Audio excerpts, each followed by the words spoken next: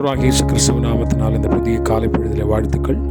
சங்கீதம் 29:11 இவனமாய் வாசிக்கிறோம். கர்த்தர் தமது ஜனத்திற்கு பலன் கொடுப்பார், கர்த்தர் தமது ஜனத்திற்கு சமாதானம் அருளி அவர்களை ஆசீர்வதிப்பார்.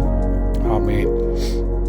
அருமையான தேவ பிள்ளைகளே, ஒவ்வொரு நாட்களும் பலவிதமான சூழ்நிலைகளை நாம் ஆவி ஆத்மா சரீரத்தில் பலனை இழக்கக்கூடிய ஒரு நிலைமையில் நாம் ஒவ்வொரு நாளையும் நாம் சந்திக்கிறோம். இங்கே தாவீதுடைய சங்கீதத்தில் தாவீது ஒருவேளை தன்னைத்தானே உற்சாகப்படுத்துகிறதாக இருக்கலாம். இன்றைக்கு அதை வாசிக்கிற பொழுது நம்மை உற்சாகப்படுத்துகிறதாக இருக்கலாம். தேவன் தம்முடைய ஜனத்திற்கு பலன் கொடுக்கக்கூடியவராக இருக்கிறார். பலவீனத்தின் சூழ்நிலைகள், ஒருவேளை பலவிதமான சோர்வின் நிலைகளிலே தன்னை நம்புகிறவர்களுக்கு கர்த்தர் பலன் கொடுக்கக்கூடியவராக இருக்கிறார். அதற்கு அடுத்தபடியாக கர்த்தர் தமது ஜனத்திற்கு சமாதானம் அருளி அவர்களை ஆசீர்வதிக்கிறார். 3 காரியத்தை இங்கு வாசிக்கிறோம். முதல்ல, பலன் இல்லாமல் இருக்கக்கூடிய பல விதங்களில் பலவீனப்படுத்தப்பட்டிருக்கிற, மனதளவில் பலவீனப்படுத்தப்பட்டிருக்கிற, சரீரத்தில் பலவீனப்படுத்தப்பட்டிருக்கிற, ஆன்மாவில் பலவீனப்படுத்தப்பட்டிருக்கிற தம்முடைய ஜனத்திற்கு ஆண்டவர் பலன் கொடுக்கிறார். அடுத்தது, சமாதானத்தை அருளுகிறார். அடுத்தது, அவர்களை ஆசீர்வதிக்கிறார். பலனை கொடுக்கிறார், சமாதானத்தை அருளுகிறார், அவர்களை ஆசீர்வதிக்கிறார்.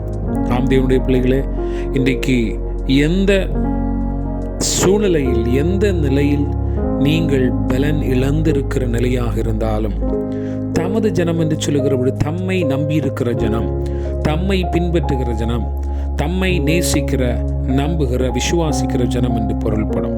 ஆகவே நீங்கள் அவரை நம்பி அவருடைய ஜனமாக இருப்பீர்கள் என்று சொன்னால், ஆண்டவர் உங்களுடைய பலவீனமான எல்லா நிலையிலிருந்து உங்களுக்கு பலன் கொடுக்கிறவர். அடுத்தது, சமாதானத்தை கொடுக்கிறவர். தேவன் இந்த காலை பொழுதில் எந்த நிலையில் நீங்கள் சமாதானத்தை இழந்திருந்தாலும் அதற்கு ஆண்டவர் சமாதானத்தை கொடுக்கக்கூடியவராக இருக்கிறார், அருளக்கூடியவராக இருக்கிறார்.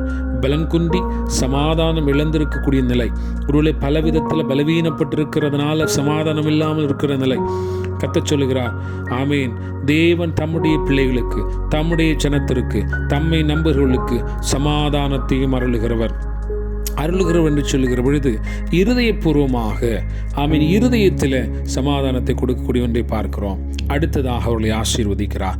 இந்த பலனும் இந்த சமாதானம் வருகிற பொழுது ஆசீர்வாதத்தை பெற்றுக்கொள்ளக்கூடியவர்களாக தேவன் தன்னுடைய ஜனங்களை, தன்னுடைய பிள்ளைகளை மாற்றுகிறார். இந்த காலை பொழுதில், ஆண்டவரே, என்னுடைய பலன் பல விதங்களிலே குன்றி இருக்கிறது, என்னை பலப்படுத்தும். அந்த பலம் குன்றியிருக்கிறதுனால நான் சமாதானத்தை இழந்திருக்கிறேன், எனக்கு சமாதானத்தை அருளும். அதற்கடுத்தபடியாய், ஆண்டவரே, என்னை ஆசீர்வதியும் என்று சொல்லி தேவ சமூகத்தில் இந்த காலை பொழுதில் ஒப்புக் கொடுப்போம்.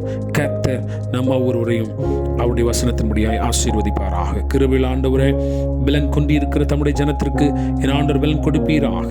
சமாதானத்தை இழந்திருக்கிற தம்முடைய ஜனத்திற்கு சமாதானம் அருளுவீராக.